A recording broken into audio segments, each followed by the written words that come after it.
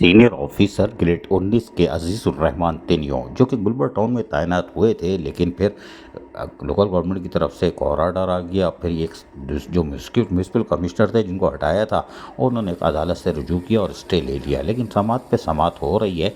लेकिन ज़राए के मुताबिक जो अजीज़ुर्रहमान तिनियों जो कि एक सीनियर ऑफिसर हैं ग्रेड 19 के, वो जहाँ ऐसा तरीके से फ़राइज़ अंजाम देते थे, लोग उनको मुबारकबाद भी देते थे, चाहे वो यूनियन क्यों ना हो या रहमतें हो। खैर कोई बात नहीं, कोरंगी टाउन में आज भी उनकी डिमांड है।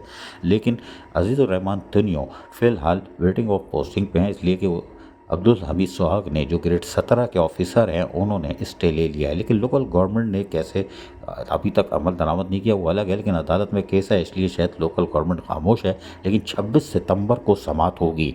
ज़राए के मुताबिक 26 सितंबर को समात बड़ी अहम है और उसमें हो सकता है कि ये फैसला हो जाए कि अजीज़ुर्रहमान तिनियों जो फ़िलहाल बैठे हुए खेल रहे हैं और खेल खेल के थक गए होंगे, तो यकीनी तौर पर अब उनको खेलने से थोड़ा सा आज़ाद करके हो सकता है उनकी पोस्टिंग हो जाए और लोग उनको मुबारकबाद दें। मुबारक हो अजीज़ुर्रहमान तिनियों, मुबारक हो, इसलिए कि वो सीनियर ऑफिसर हैं ग्रेड 19 के।